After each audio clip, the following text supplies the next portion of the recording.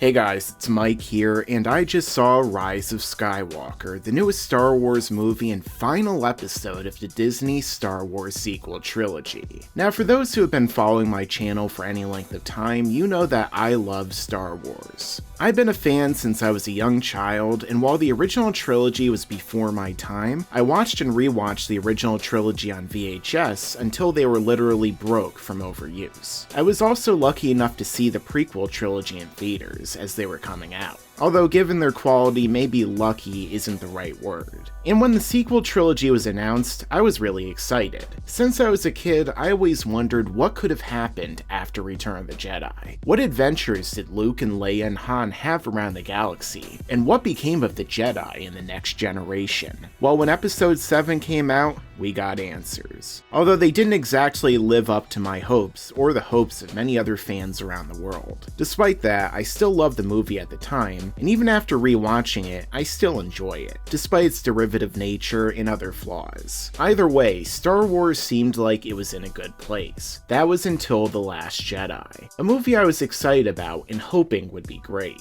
But I and much of the fan base left that movie not only disappointed, but angry at what was done to the franchise. How Rian Johnson and Kathleen Kennedy destroyed much of what we loved from the original trilogy, what we actually cared about from Episode 7, and insulted us the entire time they did it. I've done plenty of videos discussing this, but suffice it to say, this killed my enjoyment and investment in Disney Star Wars. Then came this movie, Rise of Skywalker, which was meant to finish the trilogy and cap off the entire 9-film saga. A film I should have been excited about. Yet, as I found myself sitting in the theater waiting for the movie to start, I was utterly apathetic. This was Star Wars, one of my favorite film franchises that again I've loved since I was a kid. Yet I didn't care. The sins of the past simply couldn't be undone with one movie, despite my faintest hopes. And somehow, I was far more interested in what would happen on the season finale of The Mandalorian, which I'll be reviewing soon. A TV show on Disney Plus, than what was about to appear before my eyes on the big screen. As a result, my expectations were as low as possible. I didn't think there was any way the film could go below them. Then I saw the movie, and it's honestly worse than I ever imagined. Rise of Skywalker is an absolute mess, and perhaps the worst possible way they could have ended the Skywalker saga. In some ways, it's even worse than The Last Jedi. So I'm going to explain why with as few spoilers as possible. I'll save those for some upcoming videos where I'll bring on some guests to help with the grieving process. Now, I apologize in advance if this review is all over the place. The entire movie is all over the place, so it only makes sense that my review for it would be too. So let me try to do my best to clean up this mess, although I'm going to need the galaxy's biggest mop, or maybe a flamethrower. Before I get into the problems with this film, I want to explain some of the pros, because this movie isn't 100% bad, maybe just 95%. Of course, being a Star Wars movie, there are some fun action scenes here and there, although compared to the previous movies, most of the action here is rather underwhelming, and hard to truly invest yourself in, despite the fact that this is in fact the last film, and you really should be. Also, the special effects, as you would expect in a movie that costs this much, are pretty good across the board. One of J.J. Abrams' pluses as the director is the fact that he does actually care for practical effects, and there's some pretty cool practical effects throughout. However, some of the CGI doesn't exactly hold up to the same standard, especially in the third act. There are also some nice bits of fan service here and there, although it's a J.J. Abrams film, so fan service is pretty much obligatory. Although in this film, he takes fan service so far that it just becomes absurd, and not even really enjoyable. And I guess there was less Rose Tico in this movie than The Last Jedi, so that's kind of a plus, I guess. And Adam Driver, Daisy Ridley, John Boyega, and Oscar Isaac do their best with the movie. But at the end of the day, they're chained down by the problems with this trilogy. Despite spending multiple films trying to tell us who Rey is, we still barely know her motivations and what she really stands for or believes in.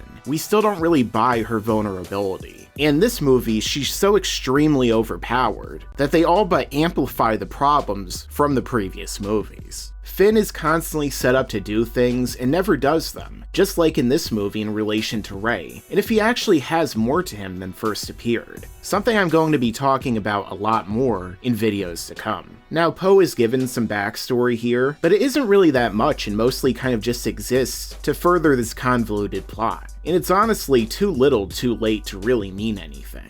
One of the biggest problems with this trilogy is that these three never really felt like the best of friends that Luke, Han, and Leia did. They're just three people who know each other, work together, and have had most of their friendship happen off screen. A lot like Anakin and Obi-Wan from the prequels, but even they felt like better friends than these three, especially in this movie. And we got a lot of that explored in the Clone Wars. Now Lando is also there, and that about sums up his role here. He's there because people remember him. He's nice to see, but does little, and without the others it feels hollow, like this entire movie and trilogy. And honestly, aside from that, I can't think of anything else, because I really struggled to even think of these pros. The truth of the matter is that there's barely anything good to this film at all. Most of the film, I was entirely unengaged and completely unemotional. It was a complete flat line, with the only changes really being in the negative direction, because of how poorly written and constructed this entire film is. So many things make no sense at all, whether it's character actions, plot points and plot twists, half of which are just kind of thrown out there. Things we saw in the trailers, such as the Death Star being intact in any way, shape, or form when it was completely obliterated at the end of Return of the Jedi. Like I said before, characters acting completely out of character, and a lot of the continuity here simply doesn't fit in with The Last Jedi, or even the original trilogy. There are so many retcons within just the first act of this movie. And when you look at the other Star Wars movies, they typically have a period of time in which they're easing the audience into some of this stuff. However, this movie is so poorly paced, and everything in it just feels rushed despite the fact that this is one of the longest Star Wars movies, that they just immediately start the movie with exposition dump after exposition dump and retcon after retcon, and rush from planet to planet so much that Rogue One seems like it's pretty much stationary. And speaking of problems with the writing, let me get into the character who is in the trailer and on the poster, with that being Emperor Sheev Palpatine, Darth Sidious himself, who returns in this movie. And this isn't really a spoiler because there's nothing to spoil here. Would you like to know how Emperor Palpatine returns? Well, so would I, because it's pretty much not even explained. Really, most of his plan makes little to no sense, and his motivations from the original trilogy and even the prequel trilogy are retconned here and honestly made even worse. What he wants with Rey and Kylo is pretty ridiculous, and the entire Sith fleet that he has makes little to no sense. And then we find out more about Snoke and his relation to what's going on here. And it really feels like J.J. Abrams was doing his best to pull a Rian Johnson on The Last Jedi, basically throwing away many of the plot points and characters who were established in that film, and then introducing a bunch of new characters in this one, and trying to retcon many of the things that happened in The Last Jedi, and basically giving a constant FU to Rian Johnson, which sure, many fans might appreciate, but he does it at the cost of the quality of this film. And as a result, because of how rushed and poorly written and constructed this movie is, all these characters who are introduced pretty much mean next to nothing to the audience, and so many characters are pretty much just furniture in the background who are there just because the audience remembers them, like Maz Kanata, who's in this movie, and nothing is really done with their character other than have her spout exposition, pretty much making her a complete waste of a character, like almost all of the characters in this trilogy. Honestly, the writing in this movie is comparable to the worst of the Star Wars prequel trilogy era. And strangely, throughout the movie, I kept noticing a lot of similarities between this and Batman v Superman, and I kept wondering why exactly it was, especially when it came to one scene featuring Kylo Ren toward the end of the third act, when he made a particular decision around the second act of the movie. But then as the credits hit, I remembered that this was co-written by Chris Terrio, the writer from Batman v Superman. And a lot of the terrible writing started to make sense, because this guy has shown time and time again that he is probably one of the worst writers in Hollywood, and simply shouldn't be allowed to work on movies like this, or perhaps any movie at all after what he's done here and in DC. And even beyond that, there are other strange similarities, such as how poorly edited this movie was. Now, before this movie movie came out, there were tons of rumors about how Disney kept going back for reshoots, and no one was satisfied with the finished product of this movie. And so they kept making cut after cut and change after change. And you could definitely feel that in this movie, because there are so many scenes that feel like they just come out of nowhere, or weren't properly set up with establishing shots. Which again is eerily similar to what happened in Batman v Superman. So perhaps for all we know, there's a 3.5-hour version of this movie somewhere out there that actually fills in a bunch of blanks and wasn't a horribly rushed mess, and they pretty much cut it down just so they can get it under 3 hours so they can put it in theaters, which if so was a terrible mistake, because pretty much every single Star Wars fan would have sat through a 3 to 4 hour movie just to give them a chance to fix everything. Hell, I think that even doing another movie and just making this part 1 and that part 2 would have worked way better than trying to shove an entire trilogy worth of ideas into one movie, which is pretty much what they did here. I don't understand how this script got approved or how this cut of the movie got approved when it's such a mess. And even in terms of other technical aspects, it isn't good there either. J.J. Abrams doesn't direct this film anywhere near as well as he directed The Force Awakens. The cinematography in this movie is off for the most part, with everything feeling like it was just artificially zoomed in, or they just shot everything at a mid-distance for no reason. And there's some really interesting locations that we see throughout the film that would have been way more atmospheric and interesting if they were actually explored and shot competently. But unfortunately they weren't. And speaking of things that weren't done competently, I have to bring up how Leia was handled in this movie, or how Carrie Fisher's footage from other Star Wars movies was artificially taken and cut into this movie. And I feel like the way they did it just didn't fit. They copied and pasted footage of her into this movie and edited around it. But ultimately it just doesn't work. It doesn't feel natural or organic within the film, and the way that they handled her character and her arc is just bad and a total waste. As much as I love Carrie Fisher and I loved her performance as Princess Leia, I mean everyone does, it's one of the most iconic characters in the history of American fiction, I honestly feel like her character should have been killed off in The Last Jedi. But Rian Johnson either wouldn't or couldn't make that choice. And as a result, J.J. Abrams was put in a very difficult position. But honestly, considering how this movie turned out as well as her involvement in it, I feel like they should have probably just explained that her character died between movies 8 and 9. They could have even begun this movie with some kind of memorial to Princess Leia, which would have been way more fitting and tasteful than what we got in this movie. And when I finally do my spoiler discussion, I'm gonna really have a field day about this one, because there's a few things that they do with her that really just made me angry sitting in the theater. Another problem I had with this movie is the fact that I over-relied on this Force connection concept that was instituted in The Last Jedi.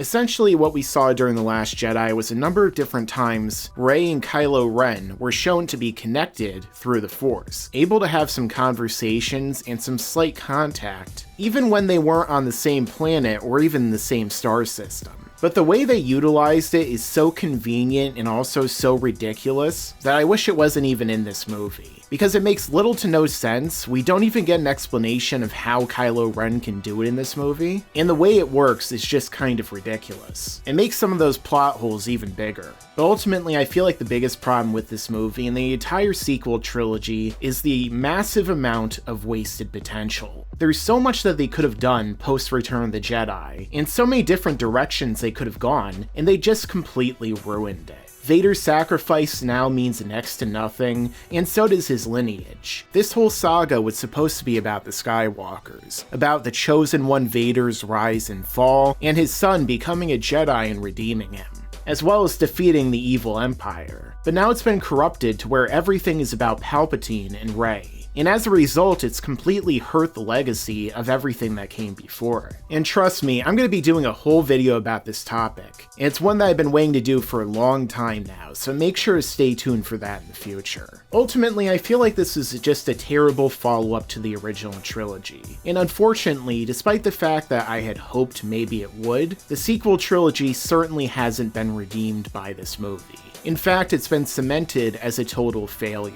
And honestly, I wish that they would just make this movie non-canon and start over. Maybe just hand everything back to George Lucas and say, hey, we screwed it up, but we still made a bunch of money in the process. We're pretty good right now, George, so here you go. You can make your Force of the Wills sequel or whatever it is, and hey, maybe, just maybe, you have a chance of making something even better than we did. It wouldn't be too hard, even given his track record with the prequels. And it's kind of ironic when we look at this movie and we think about the other endings that we saw in 2019, with most of them either being underwhelming or a massive letdown. Such as Avengers Endgame, which I think was really good, but honestly the more I've thought about it since it came out, the more I would change, and the more I think is a problem. Another one is Dark Phoenix, which of course was terrible, in one of the worst ways you could end the X-Men franchise. But I think the biggest letdown that people had talked about, at least before this movie came out, was Game of Thrones, which completely made the internet erupt. But honestly, I'd say that looking at this movie, it might have even been worse. For all the bad decisions made in Game of Thrones, Rise of Skywalker made even more. And while people like to shit on Season 8, at least Game of Thrones had some incredible directing, cinematography, and top-tier performances from actors like Peter Dinklage. Sure, we couldn't see most of the battle for Winterfell because of TV compression and because the thing was way too dark, but honestly, I'd probably take Season 8 over Rise of Skywalker. And maybe it's because I'm not a huge Game of Thrones fan, and I just binge-watched the entire series leading up to it, but ultimately in the long run, I feel like this movie is going to hurt me and this franchise and the entire fan base a lot more, because at least George R.R. Martin can still release his final book. Let's just hope it isn't terrible. So is Rise of Skywalker worth seeing in theaters or buying? Well, honestly, I don't think so. Maybe if you can get it from the cheapest bargain bin possible, but other than that, I would just say to watch it on streaming, cable, or the cheapest way possible. Honestly, those behind this don't deserve your top dollar for what they did to this movie, this trilogy, and this franchise. And like I said, just give it back to Lucas. For all the bad he did in the prequels, his sequel trilogy sounded infinitely better than what we got from Disney. Even if he gets the rights back and just sits on them and never makes anything else, at least we can rest safely knowing that we won't have to sit through any more terrible continuations. Well, at least Mandalorian is good. Hopefully they don't mess up that finale. Alright guys, so have you seen Star Wars Episode 9 Rise of Skywalker? I know this review kind of turned into a little bit of a rant, but ultimately the biggest thing I can take away from this is I really feel nothing towards the Star Wars sequels now. I like The Mandalorian, but as far as I'm concerned, if all of Disney's Star Wars was erased from existence, I wouldn't really miss any of them. But maybe your thoughts are a little bit different, so let me know down below. If you're new to this channel, make sure to subscribe and enable all notifications so you can see all of my videos and community posts right away when they come out. Like this video if you like it, share it around on social media because it really helps the channel, and make sure to stick around because there's a lot more to come in the future. Yeah, and you better subscribe.